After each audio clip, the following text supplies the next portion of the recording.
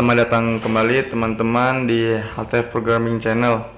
Nah, pada pertemuan kali ini kita bakal membahas teori kontainer dan layout di Bootstrap gitu ya. Dan sebelumnya kita cek dulu hasil yang udah kita buat ya. Kita load server. Nah, ini kemarin kita udah mengcustomize navbar, udah pakai kelasnya juga yang display gitu ya, buat hanya buat headingnya. Besok kita udah bikin carousel, ditambahin juga barnya gitu ya, dan semuanya udah works. Pakai kelasnya carousel fed ya. Terus kita udah bisa juga bikin collapse gitu ya.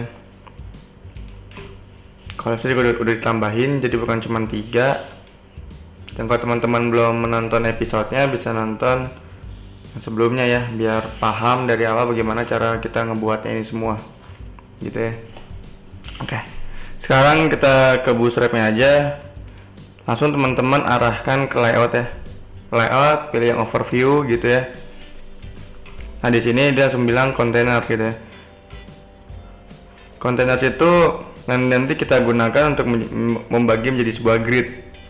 Dan ini juga penggunanya titik kontainer yang artinya itu kelasnya gitu ya, dan ada lagi titik kontainer strip width gitu ya, dan mungkin titik kontainer ada breakpointnya. Breakpoint itu apa? Breakpoint itu kadang bisa kita pakai buat layout yang di mobile, di PC gitu-gitu ya. Itu beda-beda karena breakpointnya gitu. Nah, di sini udah dijelasin breakpointnya per kelasnya. Jadi kalau misalnya punya yang titik kontainer strip SM udah dijelasin dari segala widthnya ya, max widthnya nih. Ya, teman-teman harus perhatikan juga ketika menggunakan sebuah kontainer, dia punya kelasnya masing-masing. Sama ya, itu SM itu kepanjangannya small, strip MD itu medium, LG itu large, XL itu extra large. Kalau fluid total semuanya 100% semua ya, di atasnya XL. Nah, bagaimana cara penggunaannya? All in one di sini udah ada ya. Our default dia udah memberikan cara penggunaannya juga. Mungkin teman-teman bisa langsung copy aja. Nah, kita taruh di bawah ya. Nah, ini tuh untuk apa? Dia memberikan di sini ada content here. Jadi di sini mungkin content here-nya kita hapus aja ya. Soalnya kita nggak pakai. Oke. Nah, di sini misal kita pakai H1 aja. Misalnya halo Bromo gitu ya. Nah, di sini mungkin biar lebih jelasnya kita kasih background color ya. BG Strip Primary. Kalau teman-teman belum tahu BG Strip Primary itu apa, teman-teman bisa lihat di episode yang sebelumnya juga ya. Di situ kita udah membahas tentang colornya di Bootstrap. Kita save. Start lagi. Nah, di sini sudah jelas, di sini ada kontainer ya. Berbeda sama yang ini. Kalau ini semuanya sampai akhir, tapi kalau misalnya kita udah dibungkus dengan kontainer, ya udah dia punya gridnya sendiri ya. Jadi ada space-nya antara left sama right-nya, rata kanan rata kiri gitu ya. Terus kita cek lagi di overview-nya apakah ada bedanya dengan yang strip SM gitu ya. Kita bisa tambahkan aja strip SM gitu ya, container strip SM. Kita save. Nah, apakah nggak ada, tapi maksudnya breakpoint-nya di sini ya. Ketika kita mode mobile ya, mungkin bisa kita coba lagi strip yang MD,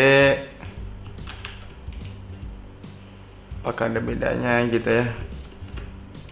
Nah, tinggal diatur aja sih sama selera kalian gitu ya, lebih enak yang mana.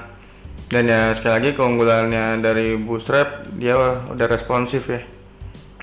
Keunggulan dari gridnya juga lebih enak. Dan ini nanti teman-teman bisa ukur sendirilah dari kebutuhan konten masing-masing, dan tapi caranya udah dijelasin di sini. Jadi teman-teman tinggal kopas aja, gampang banget. Di sini ada content here gitu ya.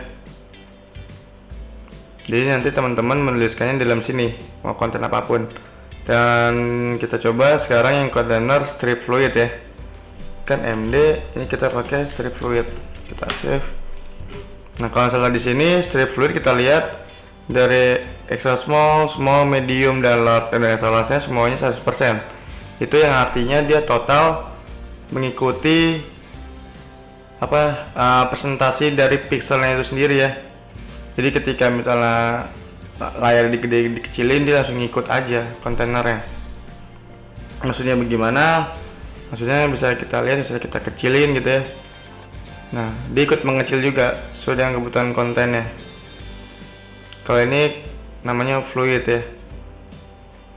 Nah, karena sekali lagi di sini, karena di sini dia menentukan semuanya 100% semua.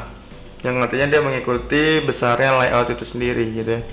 Besarnya halaman page itu dibuka dimanapun ya, mau di mobile ataupun di desktop. Ini fluid kita udah pakai. Ini tuh kelas doang ya, jadi teman-teman bisa tambahkan di sini kelas gitu ya, kontainer. Nah, di sini juga udah ada ya responsif teorinya, teman-teman bisa baca sendiri ya. Yang tadi kita contoh-contoh penggunaan kontainernya dan segala macam sudah kita lihat di tabelnya si Bootstrap-nya sendiri ya. Nanti tinggal disesuaikan aja dengan kebutuhan konten kalian. Dan ini kelasnya sekali lagi ya, di teman-teman nambahin aja di kelasnya gitu ya, kelas kontainer gitu segala macam. Dan di sini responsifnya mungkin ini buat mobile dan ini buat desktop gitu ya. Dan di sini juga ada responsive breakpoint-nya. Dan ini via CSS manual ya.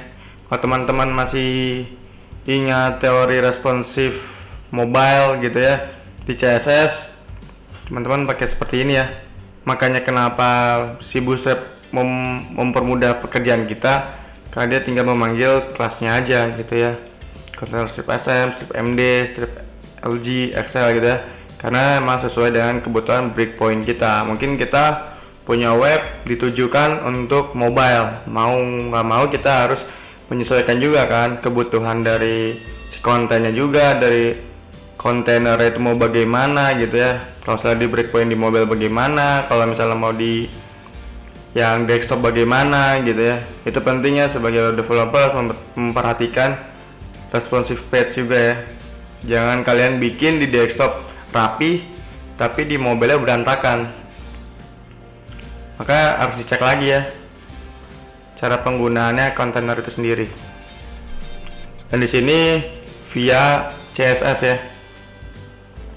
Dan kalau misalnya ini via Bootstrap ya. Jadi lebih gampang ya kita ya menentukannya. Nah, sisanya teman-teman bisa pelajari sendiri cara penggunaannya ya. Karena ini sisanya CSS manual biasa. Ini ya. Ini breakpoint via CSS. Ya. Terima kasih buat teman-teman yang sudah menonton. Jangan lupa di like, share, dan di subscribe ya. See you.